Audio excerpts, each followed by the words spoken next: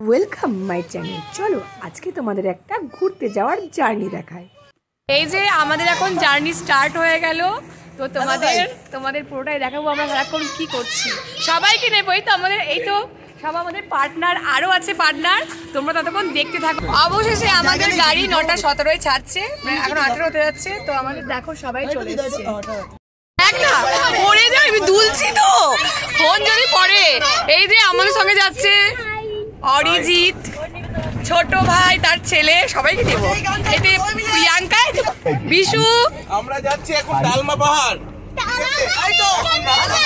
9:21, সারা রাত জার্নি, কালকে সকালে পাহাড়। হ্যালো গাইস, দেখা হচ্ছে মনীষা, মনি, দেখাও। এই যে এখন বাজে 9:10, আমরা এখনো কাটোয়া থেকে বেরোতে পারিনি। এখন আমরা কাটোয়া থেকে গুসকরা চলে এসেছি। গুসকরার ওখানে একটা ধাবা না হোটেল, আমি ঠিক বুঝতে পারছি না, ধাবায়। এখানে আমরা এখন ডিনার করব, তারপরে আমরা আবার এখান থেকে যাত্রা শুরু করব। আমরা এখন সবাই রাতের ডিনারে আমরা কি কি আছে বলে দে।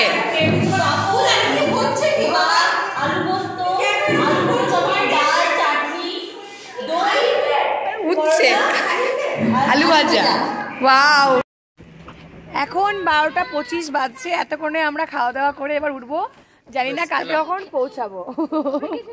পেট পুজো করার পর আমাদের শরীরে এনার্জি বেড়ে গেল, তাই আমরা নাচতে শুরু করলাম বাসের মধ্যেই। এই যে এখন রাত 1টা বাজছে, এখন নাচ চলছে।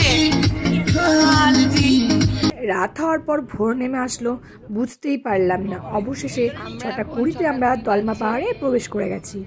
পাহাড় নামটা শুনলেই না মনের মধ্যে কেমন একটা হয়। সেই পাহাড়টা ছোট হোক বা বড়, পাহাড় তো পাহাড়ই হয় না। যত উঠছি তত মনের মধ্যে ভীষণ আনন্দ হচ্ছে, কারণ পাহাড়ে ঘুরতে আমার ভীষণ ভালো লাগছে। আমার শরীরটা একটু খারাপ করছিল, কারণ অনেকটা জার্নি বাসে করে আমি ঠিক নিতে পারছিলাম না, আর বাসে চাপা অনেকদিন অভ্যাস নেই। তাই অবশেষে বেলা 11টার সময় আমাদের রিসর্ট বুক হয়ে যায়। তারপর আমরা 12টার সময় টিফিন করলাম। যেহেতু বেলা অনেকটা হয়ে যায়, তাই প্রচণ্ড খিদে পেয়ে গেছে আমার। শুধু কি আমার একার, সবারই, কারণ সঙ্গে অনেক বাচ্চাও ছিল। আজকে সারাদিন যে পরিমাণ আমাদের জার্নি করা হয়েছে, তাতে আমাদের আর বাইরে কোথাও ঘুরতে যাবো সেই এনার্জিটা ছিল না। তাই আমরা যে রিসর্টটাই ছিলাম, সেই রিসর্টটাকে সুন্দর সুইমিং পুল ছিল, সেখানে আমরা বন্ধুরা মিলে প্রচুর এনজয় করেছি। এখন বাজে বিকেল 4টে, আমরা এখন এবার লাঞ্চ করতে যাব। তো এই রিসর্টটাতে খুব সুন্দর একটা সুইমিং পুল ছিল, সেখানে আমরা ভীষণ পরিমাণে এনজয় করেছি। তাই আজকে আমরা খুব লেট হয়ে গেল। তা আজকে এবার আমরা খাওয়া দাওয়া করবো। তা সারা রাত আমরা ঘুম নেই বাড়িতে, তাও এখনও পর্যন্ত সার্ভিস দিয়ে যাচ্ছি। শেষে আমরা 5টার সময় লাঞ্চ সেরে উঠলাম। এবার চলো তোমাদের একটু আমরা যে রিসর্টটাই ছিলাম সেটা একটু দেখিয়ে দিই। রিসর্টটা তোমরা দেখেই বুঝতে পারছো কতটা সুন্দর ছিল। দুটো বড় বড় মাঠ ছিল আর প্রচুর গাছ ছিল, চারিদিকটা সবুজে ঘেরা। আমার তো ভীষণ ভালো লাগছিল। আর জানো, এখানে এক একটা করে খাটিয়া পাতা থাকতো, আর আমরা মাঝে মাঝে গিয়ে শুয়ে পড়তাম। আর এখানে নজর কাড়া ছিল মাটির ঘর, ঘরগুলো এত সুন্দর। অনেক নাচানাচি, অনেক জার্নি করার পর আমরা প্রচুর ক্লান্ত হয়ে গেছিলাম, তাই বিকেলে ঘুমিয়ে আমরা রাত 9টার সময় উঠলাম। এবার শুরু হলো আজকের আসল পিকচার। আজকে রাতে আমরা বন্ধুরা মিলে যে পরিমাণ আনন্দ করেছি, ডান্স করেছি। আর এই সময় কোথাও ঘুরতে গেলে একটা জিনিস কি, বরের সঙ্গে ডান্স করার সুযোগ পাওয়া যায়। অন্য সময় তো বর ডান্স করে না। তো সব মিলিয়ে বর, বন্ধু, মেয়ে সবার সঙ্গে প্রচণ্ড পরিমাণে ডান্স করেছি আর আনন্দ করেছি।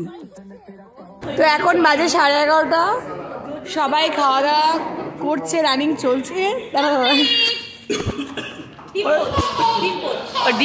ডিম নাই কিন্তু আসছে।